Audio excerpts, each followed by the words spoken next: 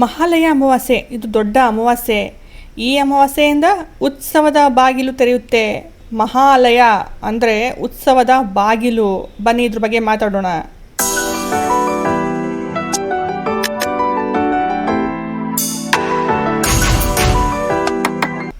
ನಮಸ್ಕಾರ ಸ್ನೇಹಿತರೆ, ಕನ್ನಡತಿಯ ಚಾನಲ್ನಲ್ಲಿ ನಿಮಗೆಲ್ಲ ಸ್ವಾಗತ.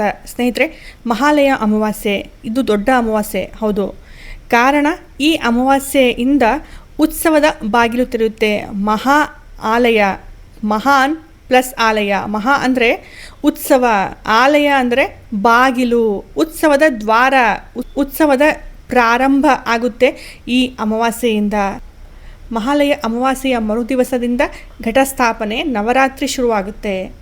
ಮಹಾಲಯ ಅಮಾವಾಸ್ಯೆ ಏನು ವಿಶೇಷ ಹೇಳ್ತೀನಿ ಕೇಳಿ ಸ್ನೇಹಿತರೆ. ಈ 15 ದಿವಸದ ಪಿತೃಪಕ್ಷದ ಸಮಯದಲ್ಲಿ ನೀವು ತರ್ಪಣ ಶ್ರಾದ್ದ ಕೊಡಲಿಲ್ಲ ಅಂತಂದರೆ ಸಹ ನೀವು ಮಹಾಲಯ ಅಮಾವಾಸ್ಯೆ ದಿನ ಶ್ರಾದ್ದ, ಪಿತ್ತ ತರ್ಪಣ ಮತ್ತು ಈ ದಾನ ಧರ್ಮ ಕಾರ್ಯಗಳನ್ನು ನೀವು ಮಾಡಬಹುದು ಸ್ನೇಹಿತರೆ. ಇದು ತುಂಬ ವಿಶೇಷವಾದಂತಹ ದಿನ ಮಹಾಲಯ ಅಮಾವಾಸ್ಯೆ ದಿನ.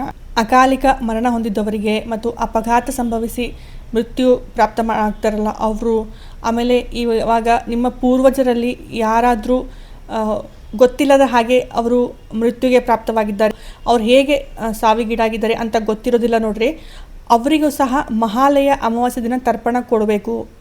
ಇದು ಅವರಿಗೋಸ್ಕರನೇ ವಿಶೇಷವಾದಂತಹ ದಿನ. ಮಹಾಲಯ ಅಮಾವಾಸ್ಯೆ ದಿನ ಇಂಥವರಿಗೆಲ್ಲ ತರ್ಪಣ ಕೊಟ್ಟಲ್ಲಿ ಅವರ ಮುಕ್ತಿ ಸಾಧ್ಯವಾಗುತ್ತದೆ. ಹೌದು, ಅನಾಥ ಶವವಾಗಿರ್ತಾರೆ ನೋಡ್ರಿ, ಅವರಿಗೂ ಸಹ ಮಹಾಲಯ ಅಮಾವಾಸ್ಯೆ ದಿನ ತರ್ಪಣ ಕೊಡಬೇಕು. ಈ ಸಮಯದಲ್ಲಿ ಪಿತೃಗಳೆಲ್ಲ ಭೂಮಿಗೆ ಬಂದಿರ್ತಾರೆ. ಅವರು ಕೊಟ್ಟಂತಹ ಶ್ರಾದ್ದ ತರ್ಪಣಗಳನ್ನೆಲ್ಲ ಸ್ವೀಕಾರ ಮಾಡ್ತಾರೆ. ಇವಾಗ ಬಂದಂತಹ ಪಿತೃಗಳು ದೀಪಾವಳಿ ಆದ ಮೇಲೆ ಹೋಗ್ತಾರೆ, ಪಟಾಕಿ ಹೊಡಿತಾರೆ ನೋಡ್ರಿ.